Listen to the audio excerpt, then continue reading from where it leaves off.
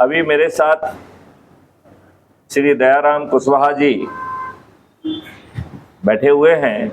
मैं उनसे अनुरोध करता हूं वो अपना परिचय स्वयं दें। मैं दयाराम कुशवाहा संभागीय मीडिया प्रभारी नर्मदापुरम से हूँ और मैं अपना समाचार पत्र और लोगों की जन शिकायत जन सेवा के लिए तत्पर रहता हूँ। दयाराम जी, आप आज भोपाल में हमसे मिलने आए हैं। आपको क्या चीज़ मुझ तक खींच के लाई है और आप क्या करना चाहते हैं और कैसे करना चाहते हैं, इस बारे में ज़रा मुझे अपना विचार बताएं। सर, आपके द्वारा जो एप्लीकेशन पे जो तथ्य लोगों तक पहुंचाना है, वो तथ्य जो है वो खींच के लेके आए हैं मेरे को कि आप जो है वो उसको जन जन तक पहुंचाने के लिए प्रेरित करने के लिए लोगों तक पहुंच जाए वो तथ्य। ये जन जन तक पहुंचाना है या एक ऐसा मॉडल है जिसमें इन दुष्ट राजनेताओं ने जो पिछले 75 सालों में अंग्रेजों के द्वारा वो नियम कानून जो दुष्टतापूर्वक भारतीयों को तोड़ने के लिए, भारतीयों को उत्पीड़ित करने के लिए, अपमानित करने के लिए, शोषित करने के लिए बनाए थे, वो सब नियम कानून इन दुष्ट राजनेताओं ने आज हमारे ऊपर थोप के रखे हैं। जब अंग्रेज चारों तरफ से बगावती तेवरों के कारण डरे हुए थे और उन्होंने भारत से भागने के लिए एक एग्जिट प्लान बनाया था, जो उनके कमांडर इन चीफ लॉर्ड ऑचनलेक ने बनाया था और लॉर्ड बेवल जो उस समय के वाइसरॉय थे उनको भेजा था और उन्होंने अनुमोदित किया था। जब अंग्रेज इतने डरे हुए थे, उस समय हमारे जवाहरलाल नेहरू इन अंग्रेजों की खुशामद कर रहे थे और अपने शुद्ध जो है चारित्रिक पतन के कारण और अपने लाभ के लिए इन लोगों ने देश का सौदा किया। और ये लज्जा और दुर्भाग्य का विषय है कि इन दुष्ट राजनेताओं ने आज भी अपने देशवासियों के ऊपर वही गुलामियों के नियम कानून थोप के रखे हैं। जब माननीय नरेंद्र मोदी जी ने पिछले वर्ष 15 अगस्त 2022 को लाल किले से 5 प्रण लिए थे, जिसमें दूसरा प्रण था गुलामी के हर अंश से मुक्ति, तब मुझे लगा था कि शायद माननीय प्रधानमंत्री जी नरेंद्र मोदी जी इन गुलामों के नियम कानून से मुक्ति दिलाएंगे। लेकिन माननीय नरेंद्र मोदी जी ने तो अपने आप को कुछ गलियों के नाम, रेलवे स्टेशन के नाम तक ही सीमित रखा। मुझे लज्जा आती है कि माननीय नरेंद्र मोदी जी को गुलामों के इन नियमों में गुलामी की बदबू नहीं आती है। मैथिली शरण गुप्त को तो इनमें गुलामी की सड़ांध आती है। मैं इस देश के दुष्ट राजनेताओं से कहना चाहता हूं कि वह कितना अपने देशवासियों के साथ अत्याचार करेंगे। इन दुष्ट राजनेताओं ने संविधान की व्यवस्था के विपरीत घटिया और गलत कानून बनाए और अपने खुद के लाभ के लिए, अपने वोट बैंक के लिए उन्हें देशवासियों पर थोपा। मैं ऐसे सभी दुष्ट राजनेताओं की भर्त्सना करता हूं। अब मूल बिंदु पे आते हैं कि क्राइम फ्री भारत ने 5 सर्टेनिटी के साथ अपराध मुक्त भारत और गुलामों के नियम कानून से भी आपको मुक्ति दिलाई है। तो आपकी जो प्रशासनिक व्यवस्था है वो पारदर्शी और अकाउंटेबल बन जाएगी। वह जो है आपके प्रति संवेदनशील होगी, समय पर और सही निर्णय लेगी। यदि उसने समय पर सही निर्णय नहीं लिया या गलत निर्णय लिया तो उसे आपको कंपनसेशन देना होगा। आपकी शिक्षा बदल दी जाएगी। आपको जो है क्राइम फ्री भारत सबको धन की वर्षा करके भारत सरकार के लिए 10 गुना ज़्यादा राशि इकट्ठा कर रहा है और इतनी ही 10 गुना राशि पेपर करेंसी मुक्त भारत से आएगी। इस प्रकार इस देश में आज की तुलना में 20 गुना ज़्यादा धन होगा। तब हमें अपने देशवासियों से टैक्स वसूल करने की क्या ज़रूरत है। तो क्राइम फ्री भारत इस देश को टैक्स फ्री भी बनाएगा। तो इस देश में किसी की चेक बाउंस नहीं होगी, इस देश में किसी को ऋण नहीं लेना होगा। लिहाजा अब सवाल है कि इस महापरिवर्तन से को जन जन तक पहुंचाना है। चूंकि आज की जो राक्षसी व्यवस्था है, इस राक्षसी व्यवस्था के प्राण एक तोते में है, निकल जाए, इसके जो प्राण एक तोते में है जिसका नाम है राजनेता। क्राइम फ्री भारत ने एक ऐसा मॉडल डेवलप किया है जिसमें मात्र लोगों को जोड़कर हम चुनाव के पहले, मतदान के पहले सभी राजनीतिक पार्टियों के सभी राजनेताओं को अपनी हार स्वीकार करने के लिए विवश कर पाएंगे।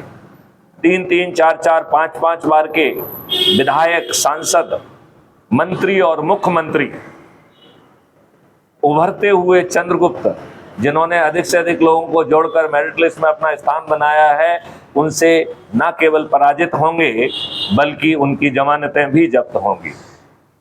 अब अपन चर्चा करते हैं कि इसे कैसे जन जन तक आप पहुंचाना चाहते हैं। इस बारे में मैंने आपको कुछ समझाइशें दी हुई हैं। आप आम जनता को बताइए कि उन समझाइशों को आपने किस हद तक समझा है और कैसे आप उसे जन जन तक पहुंचाएंगे। जन जन तक पहुंचाने के लिए जैसे हाट बाजार रहते हैं या धार्मिक अनुष्ठान होते हैं या जैसे शिविर भी लगते हैं, उन माध्यम से हम व्यक्ति से जुड़ के अपनी बात जो है जनता तक पहुंचाएंगे और जनता उन तथ्यों को लेके उजागर होगी, मतलब जागरूक होगी। तो अभी दो तरीके की प्रॉब्लम है। एक प्रॉब्लम है जनता को जानकारी नहीं है, वो चारों तरफ से विषम परिस्थितियों में फंसी हुई है और उसकी स्थिति वैसी है कि उसको जूते लगाए जा रहे हैं और वो कह रही है कि जूते लगाने वालों की संख्या बढ़ाओ। तो अब ये समय आ गया है कि हम लोगों को एक जगह इकट्ठा करें और इस इकट्ठा करने में यदि हम ईश्वरीय शक्ति को भी अपने साथ जोड़ेंगे तो हमारा कल्याण होगा, राइट। तो मैं इस बारे में ये कहना चाहता हूँ कि आप अपने से चालू करिए और कोई भी धार्मिक अनुष्ठान करिए। भाई बंधुओं, जाति के, बगैर के, पड़ोसी, जितने लोगों को इनवाइट कर सकते हो उनको इनवाइट करिए और कई बार इनवाइट करिए और इनवाइट करके जो है अधिक से अधिक संख्या में लोग इकट्ठे हों। जिन लोगों को आप इनवाइट करते हैं उनको आप अपने crime free Bharat mission app की प्रोफाइल से अपनी लिंक कॉपी करके उनको पेस्ट करके उनको भेज दीजिए। जब वो इकट्ठे हों तो पहले जो भी आप धार्मिक अनुष्ठान कर रहे हैं, फॉर एग्जाम्पल यदि आप सत्यनारायण कथा कर रहे हैं तो सत्यनारायण कथा करके संकल्प लीजिए, उसी के साथ क्राइम फ्री भारत का भी संकल्प लिया जाए और फिर जो है जो शपथ दी गई है तो लोगों से कहा जाए कि उसको ऐप को डाउनलोड कर अपनी फोटो लगाकर, अपना नाम लिखकर और अपने बारे में जो कुछ भी लिख सकते हो लिखकर पिन कोड डालकर उसे डाउनलोड कर लें और इसके बाद उसे खोलें तो अबाउट द कम्युनिटी में 21 लक्ष्य दिए गए हैं और सदस्य शपथ दी गई है। तो सभी लोगों से कहें कि अबाउट द कम्युनिटी में जाएं और वहां से अपना दाहिना हाथ ऊपर करके उसी जो है ना व्रत का, उसी संकल्प का हवाला देते हुए सदस्य शपथ लें। तो इस प्रकार हमारे पास शपथकृत लोग होंगे, इनसे इनको देखें कि कौन किस बैकग्राउंड का है। तो जो 21 बाह्य विधाएं हैं उनसे बातचीत करके समझें कि कौन क्या जिम्मेवारी उन्हें सौंपी जा सकती है। तो 21 बाह्य विधाओं के तहत उनको वो जानकारी जो है जिम्मेवारी सौंपी जाए। फिर वहाँ पर हम ये निर्णय लें कि वो कब धार्मिक अनुष्ठान करेंगे। तो सब लोग अपने अपने घर जाकर सत्यनारायण की कथा करेंगे तो ईश्वरीय वरदान और ब्लेसिंग भी मिलेगी और ये बात जन जन तक पहुँचेगी। यही बात अपने परिचितों से जो कि दूसरे जिलों में है, ब्लॉक में है, गाँव में है, शहर में है, उनसे बात की जाए और उन्हें अपने अपने स्तर पर जो है इसी तरीके का आयोजन करने के लिए कहा जाए। जहाँ पर जो क्राइम फ्री भारत के सदस्य हैं उनसे भी हम अनुरोध करें कि वो उसमें पहुँचें और वो भी जो है लोगों का उत्साह बढ़ाएं और उनको आगे करें। यदि हम इस क्रम से इसे करेंगे तो बहुत ही कम समय में हम जन जन तक पहुंच पाएंगे और ये लोग जो है हवन के और ईश्वर के सामने संकल्पित भी होंगे और शपथकृत भी होंगे। लिहाजा हम बड़ी आसानी से इनको शपथ को पूरा कराने के लिए इनको आगे बढ़ा पाएंगे और ये अपने शपथ के हिस्से के तहत जब छत पर चढ़ेंगे और कहेंगे कि दयाराम कुशवाहा मेरे चंद्रगुप्त हैं और मैं इन्हें संकल्प के साथ विजयी बनाऊंगा, थाली बजाएंगे और दीपक जलाएंगे, तो पड़ोसी पूछेगा कि आप क्या कर रहे हैं। जब आप उनको बताएंगे कि 21 फलों को देने वाला अपराध मुक्त भारत का महापरिवर्तन व्रत और यज्ञ हम कर रहे हैं और इससे ये 21 लाभ मिलेंगे, तो मेरा ऐसा मानना है कि उनमें से अधिकांश लोग प्रभावित होकर वो भी छत पे चढ़ जाएंगे और जब 90%, 95% या 99% थाली बजाकर दीपक जलाकर ये कहेंगे कि दयाराम कुशवाहा हमारे चंद्रगुप्त हैं, मैं इन्हें संकल्प के साथ विजयी बनाऊंगा, तो हम बड़ी आसानी से बहुत ही आसानी से इन दुष्ट राजनेताओं को मतदान के पहले उनकी हार का एहसास करा पाएंगे। उन्हें अपना कैनवासिंग करना, टीवी चैनल पर आना, ये भारी पड़ेगा। उनका नैतिक साहस जमीन के नीचे चला जाएगा और जो 3-3, 4-4, 5-5 बार के विधायक, सांसद, मंत्री और मुख्यमंत्री हैं, वो जो है न केवल हारेंगे बल्कि उनकी जमानतें जब्त होंगी। और उनकी जमानतें जब्त होना ही चाहिए, क्योंकि इतने वर्षों से उन्होंने देश के साथ विश्वासघात किया है, धोखा दिया है और अपने ही देशवासियों पर गुलामों के नियम कानून थोप के रखे हैं। जो प्रशासनिक व्यवस्था है वो अपनी वैधानिक जिम्मेवारी का निर्वहन नहीं कर रही है और इनकी चरण सेवक बनी हुई है, इनके भ्रष्टाचार में लिप्त है। यह एक लज्जा का विषय है कि एक सही व्यक्ति जाता है और उसकी थाने में FIR दर्ज नहीं होती है और यही दुष्ट, भ्रष्ट, धनवान, बलवान और राजनेता पहुंचकर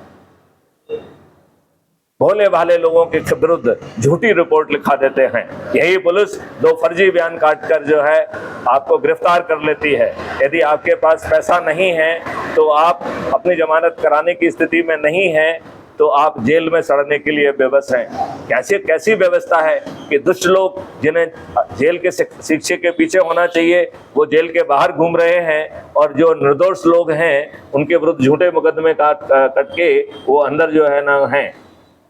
बलवान लोग भोले भाले लोगों की जमीनों पे कब्जा कर रहे हैं, अत्याचार कर रहे हैं, बहू बेटियों को छेड़ रहे हैं और ये दुष्ट लोग जो है जंतर मंतर पे बैठने के बाद सुप्रीम कोर्ट पर जाने पे उनकी FIR लिखी जाती है। ऐसे दुष्ट जो है पुलिस अधिकारी जो कि संज्ञान नहीं लिए हैं, आपको नहीं लगता है कि उनकी वैधानिक जिम्मेवारी के तहत उन्हें निलंबित किया जाना चाहिए, उन्हें आर्टिकल 311(2) के तहत डिसमिस किया जाना चाहिए। यह लज्जा का विषय है कि आज भारतवर्ष की कोई भी राज्य सरकार अपने संवैधानिक दायित्वों का निर्वहन नहीं कर रही है।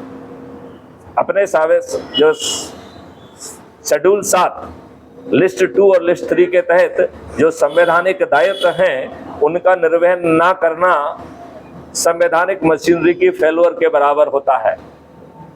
संविधान में ये व्यवस्था है कि हर माह गवर्नर महोदय एक रिपोर्ट भेजते हैं प्रेसिडेंट को कि हमारी सरकार जो है वो संवैधानिक व्यवस्था के ऊपर के साथ चल रही है। जब किसी भी सरकार ने अपने संवैधानिक दायित्वों का निर्वहन नहीं किया है तो आपको नहीं लगता है कि गवर्नर महोदय झूठी रिपोर्ट भेज रहे हैं? तो आर्टिकल 356 के तहत इन सरकारों को डिसमिस किया जाना चाहिए। मैं दयाराम कुशवाहा जी आपके माध्यम से सभी सरकारों को आगाह कर रहा हूं कि अपने संवैधानिक दायित्वों का निर्वहन करें, अन्यथा 2024 में अपराध मुक्त भारत मिशन आपको आर्टिकल 356 के तहत डिसमिस कराने की कार्रवाई करेगा। मैं अपने साथी ब्यूरोक्रेट्स को भी कहना चाहता हूं कि आप अपने वैधानिक विधिक दायित्वों का निर्वहन करें। अब इन राजनेताओं के चरण सेवक ना बने। यदि आप ऐसा नहीं करेंगे तो पर्याप्त साक्ष्यों के साथ अपराध मुक्त भारत मिशन आपको आर्टिकल 311(2) के तहत डिसमिस करेगा। मैं चाहूँगा, मेरा कोई साथी ऐसा नहीं चाहेगा। लिहाजा मैं जयराम जी से कहना चाहूँगा, यह बात जन जन तक पहुँचा दो। हर गली हर कोने में जो है धार्मिक अनुष्ठान करो। जिस कम्युनिटी से के हों, सभी कम्युनिटी के लोग जो भी इस देवता हैं उनका वो धार्मिक अनुष्ठान करें और उसमें जो है क्राइम फ्री भारत का संकल्प लें, शपथ लें और इसको जन जन तक पहुंचा दें। मैं देखता हूं कि दिसंबर में मध्य प्रदेश में कोई भी राजनीतिक पार्टी का राजनेता नहीं जीत पाएगा। 3-3, 4-4 बार के विधायक, सांसद, मंत्री और मुख्यमंत्री न केवल पराजित होंगे बल्कि इनकी जमानतें जब्त होंगी।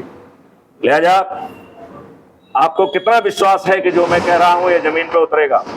100% विश्वास है कि ये सब जो है जमीन पर उतरेगा। तो हर सामान्य व्यक्ति को जाइए, लोगों को जोड़िए और ये शुरू कर दीजिए। जिन जिन को जानते हो वो शुरू करें और जो लोग इकट्ठे हों उनमें 21 बाह्य विधाएं हैं। आपने पढ़ा है कि नहीं पढ़ा है?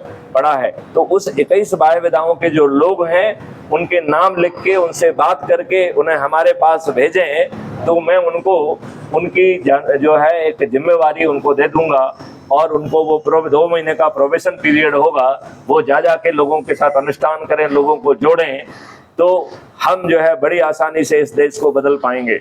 इसमें क्राइम फ्री भारत का एक एग्रो मॉडल है जो इस पृथ्वी को रासायनिक विष से मुक्त करते हुए किसानों की आमदनी 5 गुना करेगा और इस काम के लिए जीवामृत, घन अमृत, केंचुए और माइक्रोब्स का सहारा लिया जाएगा। हमारा जो मिट्टी अभी जीवाणु रहित होकर ऊसर हो गई है, जिसका कार्बन कंटेंट 0.9 से घटकर 0.1 या 0.05 हो गया है, वो फिर से 1 साल के अंदर 0.9 पर पहुंच जाएगा। हमारी मिट्टी में फिर से वो सौंधी खुशबू आएगी। हमारी प्रोडक्टिविटी आज की तुलना में 1.5 गुनी हो जाएगी। और जो एग्रो मॉडल है वह एग्रो मॉडल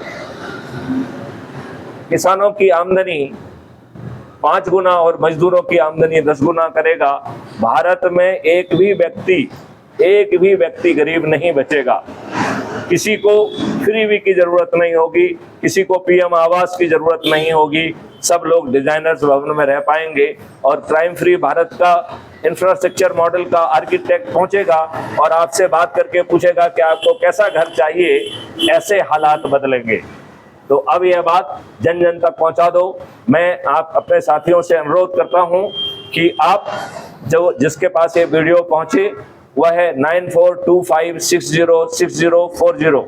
आई रिपीट 9425606040 पर मिस कॉल दें, अपना नाम मिल के भेजें, अपने शहर का नाम लिख के भेजें। मैं आपको एक लिंक भेजूंगा, उस लिंक के माध्यम से जुड़ जाइए। आपको जिस विधा में रुचि हो अपना उस विधा का नाम लिख के भेजिए, आपको उसमें जिम्मेवारी भेजी जाएगी। आप जो है जो भी धर्म अनुष्ठान अपने कम्युनिटी, अपने इस देवता का कर सकते हैं, उसके बारे में आयोजन करिए और लोगों को जोड़िए और ये इसका फैलाव जो है जन जन तक पहुंचा दीजिए। मैं आपको विश्वास दिलाता हूं कि दिसंबर में, जनवरी में मध्य प्रदेश में और 2024 में देश में महापरिवर्तन होगा, जिसमें किसी भी राजनीतिक पार्टी का कोई भी राजनेता नहीं जीतेगा। ये दुष्ट लोग जो 23 जून को पटना में इकट्ठे हो रहे हैं, ये सब शुद्ध दुष्ट लोग हैं। इन्होंने अपने राज्यों में संवैधानिक जिम्मेवारी का निर्वहन नहीं किया गया है। तो ना भाजपा अच्छी है, भाजपा यदि दुष्ट है तो कांग्रेस महादुष्ट है और अपोजिशन भी महादुष्ट है। ये सब स्वार्थी भ्रष्ट लोग हैं, ये सिर्फ जो है गलत लोगों को ही टिकट देते हैं। इनके पाप का घड़ा भर चुका है। दयाराम कुशवाहा, अब आप आम जनता को क्या संदेश देना चाहते हैं, जरा जोर से कहिए। मैं आम जनता को यही संदेश देना चाहता हूँ कि इन सारी चीज़ों को देखते हुए, अपने कर्तव्य का पालन करते हुए अपने मत का उपयोग करें। तो इन्होंने ठीक ढंग से आपसे नहीं कहा है, मैं एक बार फिर से दोहरा देता हूं कि यदि इस वीडियो ने आपको जागृत किया है, यदि इस वीडियो के माध्यम से आप सोचते हैं कि आप तक हमारा संदेश पहुंच गया है तो 9425606040 पर मिस्ड कॉल दें या SMS करके अपना नाम, अपने शहर का नाम भेजें। और जिस 21 विधाओं में यदि आप जिम्मेवारी लेना चाहते हैं, यदि उसको लिख के भेजेंगे तो आपको वो जिम्मेवारी भी दी जाएगी। मैं आपसे अनुरोध करता हूं कि आप ऐप के माध्यम से जुड़िए और अपनी लिंक के माध्यम से लोगों को जोड़ना चालू करिए। और इसके लिए यदि आप धार्मिक अनुष्ठान करेंगे तो हमें ईश्वरीय शक्ति का भी फायदा मिलेगा। इसके साथ ही हम आपसे विदा लेते हैं और आपसे अनुरोध करते हैं कि यह मौका हाथ से मत जाने दीजिए। यह महाभारत है, महायुद्ध है, इसमें हमें विजयी होना ही होगा। अर्जुन गांडीव उठाओ, ये धर्म युद्ध है, इसे लड़ना ही होगा। जय हिंद, जय भारत, वंदे मातरम।